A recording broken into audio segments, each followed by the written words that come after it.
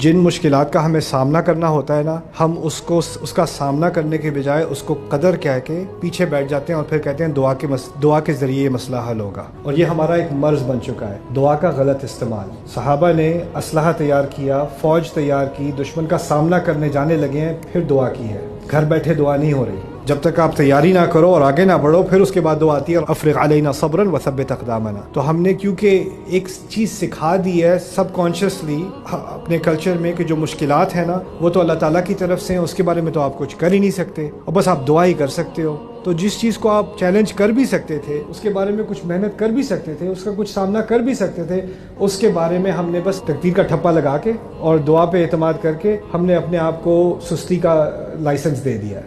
اور یہ کہ انسان کو وہی ملتا ہے جس کے لیے وہ محنت کرتا ہے، اور یہ کہ اس کی محنت کا جائزہ لیا جائے گا، پھر اس کو اس کا پورا بدلہ دیا جائے گا، اور یہ کہ تمہارے پروردگار ہی کے پاس پہنچنا ہے.